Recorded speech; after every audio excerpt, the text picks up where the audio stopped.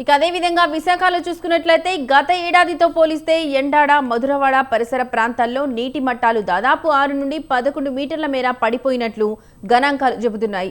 ప్రత్యామ్నాయంగా GVMC water ట్యాంకర్ల ద్వారా నీటిని అందించేందుకు చేస్తున్న తాత్కాలిక ఏర్పాట్లు ఏంటి, ప్రజల నుంచి ఎలాంటి డిమాండ్స్ వస్తున్నాయి? ఇదే అంశానికి సంబంధించిన మరింత సమాచారం మా కరెస్పాండెంట్ సూర్యప్రకాష్ లైవ్ ద్వారా అందిస్తారు. సూర్యప్రకాష్, చెప్పండి.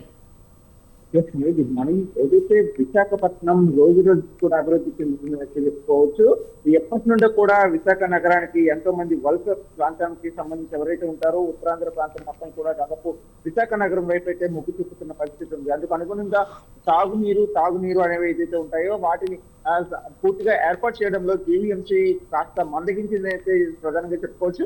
గత ఏడాదితో పోల్చుకుంటే ఈ ఏడాది దాదాపు వర్ష శాతం కూడా అతి తక్కువ కావడం, అలానే నీటి నిల్వలు కూడా పూర్తిగా భూగర్భ జలాలన్నీ కూడా పూర్తిగా అడుగు మట్టానికి వెళ్ళిపోయిన పరిస్థితి ఉంది. 11.8 నుండి 13.8 మిల్లీమీటర్ల కిందకైతే పూర్తి స్థాయిలో అయితే ఈ యొక్క నీటి అడుగులు, ఆ నీటి మట్టం అయితే పూర్తి స్థాయిలో భూగర్భ జలాల కిందకైతే వెళ్ళిపోయాయని చెప్పేసి ప్రధానంగా ప్రస్తుత గణాంకాలు అయితే జూన్ నెలలో వచ్చిన గణాంకాల ప్రకారంగా అయితే తెలియజేసిన పరిస్థితి కనిపిస్తుంది.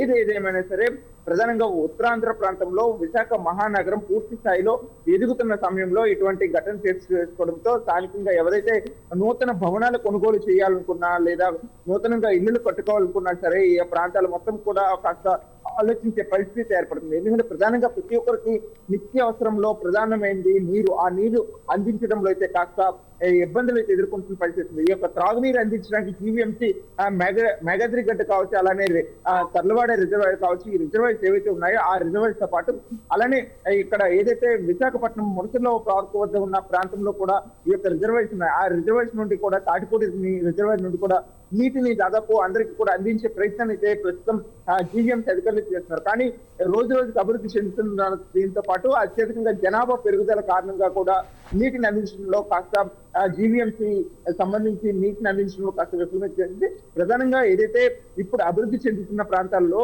యువతల హనుమంతవాక, శివాజీపాలెం మొదలుకొని పూర్తిగా అక్కడ ఆనందపురం వరకు కూడా మొత్తం అభివృద్ధి చెందుతున్న ప్రాంతాల్లో ఇదే ప్రధానమైన ప్రాంతం అని చెప్పుకోవచ్చు. మధురవాడ కావచ్చు, ఎండాడ అలానే శివాజీపాలెం, దాంతోపాటు ఆరిలోవా, ఈ ప్రాంతాలు మొత్తం కూడా ప్రస్తుతం ఇవన్నీ కూడా అభివృద్ధి చెందుతూ భారీ ఎత్తున అయితే ఎక్కువ భవనాలు సైతం కూడా నిర్మించడం, ఆ భవనాలు నిర్మిస్తున్న స్థానంలో బోర్వెల్స్ కూడా అత్యధికంగా నిర్మిస్తున్నారు. దాదాపు ఒక ప్రాంతంలో గతంలో 5-6 బోర్వెల్స్ ఉన్నాయి. ఇప్పుడు ఒక్కొక్క ఇంటికి కూడా ఏర్పాటు చేసుకుని దాదాపు 100 బోర్వెల్స్ ఒకే ప్రాంతంలో తీయడంతో అయితే ఎక్కువగా అంతా బోర్వెల్స్ పైన ఆధారపడడంతో గ్రాడ్యుయేట్ కమ్యూనిటీ హౌసెస్ సైతం కూడా ఎండాడ ప్రాంతంలో అలానే మధురవాడ ఐటీసెడ్ ప్రాంతంలో కూడా ఏర్పడడంతో ఇప్పుడున్న స్థానికంగా ఉండే వాళ్ళందరూ కూడా బోర్వెల్ మీద ఆధారపడడంతో ఆ నీటిని ఎక్కువగా వినియోగించడంతో పూర్తి స్థాయిలో భూగర్భ జలాలైతే కింద స్థాయికి అయితే పడిపోతున్న పరిస్థితి ఉంది.